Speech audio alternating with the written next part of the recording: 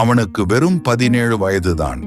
தன் தந்தை கொடுத்த அந்த அழகிய பலவண்ண அங்கியை அணிந்து கொண்டு பெரும் புகழை பெறுவோம் என்ற கனவோடு வலம் வந்தான். ஆனால் அவனது சொந்த சகோதரர்களே அவனை துரோகத்தால் சூழ்ந்து கொண்டார்கள்.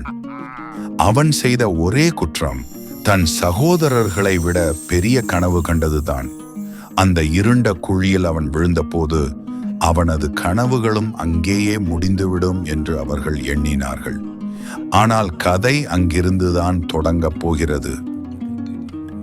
இதுதான் யோசேப்பின் சரித்திரம்.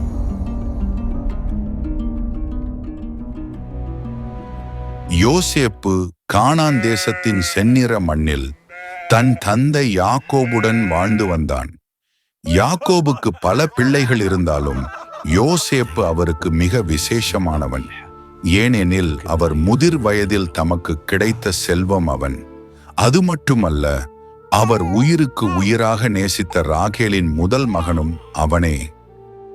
யாக்கோபு அவனை அருகே அழைத்து, வா என் செல்ல மகனே, என் முதிர் வயதின் மகிழ்ச்சியே நீதான் என்று வாஞ்சையோடு அழைப்பார்.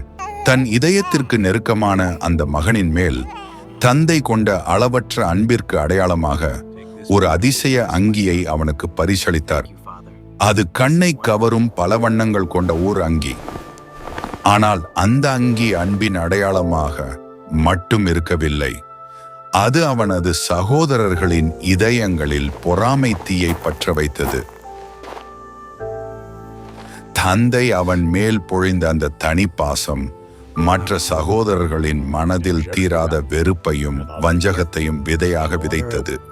யோசேப்பு அந்த அங்கியை அணிந்து வருவதை பார்க்கும் போதெல்லாம் அவர்கள் தங்களுக்குள், பாருங்கள், அப்பாவின் செல்ல பிள்ளை வருகிறான் என்று பற்களை கடித்தார்கள். அந்த வெறுப்பு மெல்ல மெல்ல வளர்ந்து ஒரு நாள் எரியும் நெருப்பாக மாறியது. அது யோசேப்பு தான் கண்ட விசித்திரமான கனவுகளை பற்றி பேசத் தொடங்கிய போது நேர்ந்தது.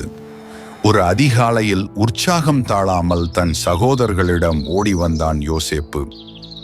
சகோதரர்களே, நான் ஒரு ஆச்சரியமான கனவு கண்டேன், கேளுங்கள் என்று அவன் சொல்லத் தொடங்கினான். நாம் வயலில் அரிக்கட்டுகளை கட்டி கொண்டிருந்தோம். அப்போது திடீரென என் அரிக்கட்டு நிமிர்ந்து நின்றது. உங்கள் அரிக்கட்டுகள் எல்லாம் என் அரிக்கட்டை சுற்றி நின்று அதை தாழ்ந்து வணங்கின. இதை கேட்ட சகோதரர்களின் முகம் கோபத்தால் சிவந்தது. என்ன, நீ எங்களை ஆளப்போகிறாயோ? உனக்கு நாங்கள் அடிமையாக வேண்டுமா என்று அவர்கள் சீறினார்கள். ஆனால் யோசேப்பு நிறுத்தவில்லை. மீண்டும் ஒரு கனவு கண்டான். இம்முறை அவன் சொன்னது அவர்களை இன்னும் உலுக்கியது. சகோதரர்களே, இன்னொரு கனவு கண்டேன். இதோ சூரியனும் சந்திரனும் 11 நட்சத்திரங்களும் கூட என்னை வணங்கின. ஆனால் அங்கே நின்றிருந்த தந்தை யாக்கோபு இதை கேட்டு அதிர்ச்சி அடைந்தார். தன் மகனை பார்த்து மென்மையாக கடிந்து கொண்டார். மகனே, இது என்ன கனவு? நானும் உன் தாயும் உன் சகோதரர்களும் தரையில் விழுந்து உன்னை வணங்குவோம் என்று நினைக்கிறாயா? யாக்கோபு வெளியே அவனை கண்டித்தாலும் அந்த வார்த்தைகளை தன் இதயத்தில் ஆழமாக பதித்துக் கொண்டார். இந்த கனவில் ஏதோ ஒரு தெய்வீக திட்டம் இருக்கிறதோ என்று அவர் உள்ளூரச் சிந்தித்தார். இப்போது சகோதரர்களின் கோபம் எல்லை தாண்டியது. இவன் என்ன பெரிய ராஜாவோ?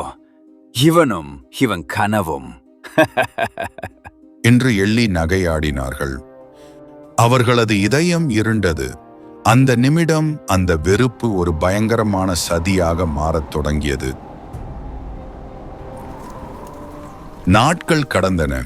ஒரு நாள் யாக்கோபு கவலையுடன் யோசேப்பை தன் அருகே அழைத்தார். மகனே யோசேப்பே, உன் சகோதரர்கள் சீகேமுக்கு அருகே மந்தைகளை மேய்த்து கொண்டிருக்கிறார்கள். அவர்கள் நலமாக இருக்கிறார்களா என்று நீ போய் பார்த்து விட்டு வா என்று கூறி அவனை அனுப்பி வைத்தார்.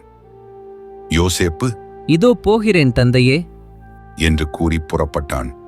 அந்த பலவண்ண அங்கி காற்றில் அசைய அவன் உற்சாகமாக பயணித்தான். பாவம், கானான் மண்ணில் அவன் சுதந்திரமாக நடக்கும் கடைசி பயணம் இதுதான் என்று அவனுக்கு தெரிந்திருக்கவில்லை. தூரத்திலிருந்தே அந்த பல வண்ண அங்கி தெரிவதைக் கண்ட சகோதரர்களின் உள்ளத்தில் வஞ்சம் பொங்கியது. இதோ பாருங்கள், அந்த கனவு ராஜா வருகிறான் என்று ஒருவன் ஏளனம் செய்தான். மற்றவனோ பற்களை கடித்துக் கொண்டு, இப்போதே அவனை கொன்று போடுவோம், பிறகு அவனுடைய கனவுகள் என்னவாகிறது என்று பார்ப்போம் என்று சதி செய்தான். ஆனால் மூத்தவனான ரூபன் பதறி போய், வேண்டாம், நம் தம்பியின் இரத்தத்தை நாம் சிந்த வேண்டாம். அவனை கொல்லாமல் இந்த இருண்ட கிணற்றுக்குள் தள்ளுங்கள் என்றான். யோசேப்பை தப்புவித்து மீண்டும் தந்தையிடம் சேர்க்க வேண்டும் என்பது அவன் எண்ணம். யோசேப்பு அருகில் வந்ததும் அவர்கள் ஓநாய்களைப் போல அவன் மேல் பாய்ந்தார்கள். சகோதரர்களே, என்ன இது? என்ன செய்கிறீர்கள்? என்னை விட்டு விடுங்கள் என்று அவன் அலறியும் கேளாமல் அந்த பல வண்ண அங்கேயே வன்முறையாக உருவி எறிந்தார்கள். பின்னர் அவனை ஒரு பாழடைந்த தண்ணீர் இல்லாத வறண்ட கிணற்றுக்குள் தூக்கி வீசினார்கள்.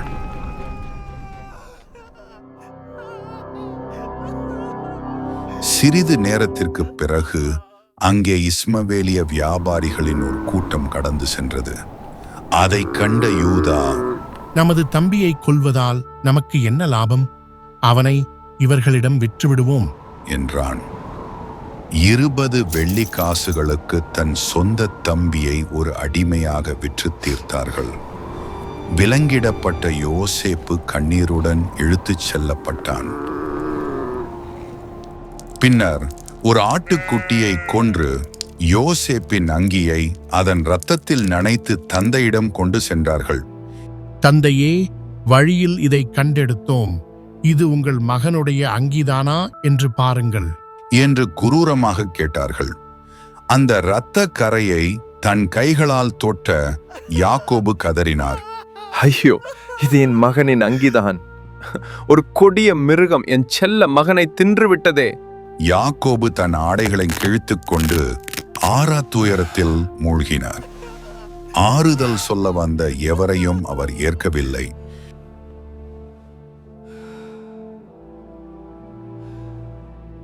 கானானின் பசுமை மறைந்து சுட்டெரிக்கும் எகிப்தின் மணல் பரப்பு தொடங்கியது. விலங்கிடப்பட்ட யோசேப்பு தகிக்கும் வெயிலில் இழுத்துச் செல்லப்பட்டான். தன் குடும்பம், ஆசை தந்தை, அந்த பல வண்ண அங்கி என அனைத்தையும் இழந்து ஒரு அந்நிய தேசத்தில் அடிமை என்ற முத்திரையுடன் நின்றான்.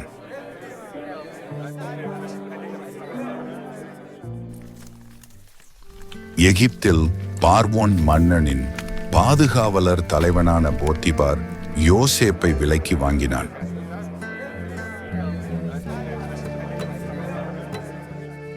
போத்திபார் அவனிடம், இளைஞனே, உன் கைகளில் ஏதோ ஒரு ஆசீர்வாதம் இருக்கிறது. நீ தொடுவதெல்லாம் துளிர்க்கிறதே என்று வியந்து பாராட்டினான். அவன் போத்திபாரின் வீட்டின் நிர்வாகியாக உயர்ந்தான். ஆம், அடிமையாக இருந்தாலும் கர்த்தர் யோசேப்போடு இருந்தார்.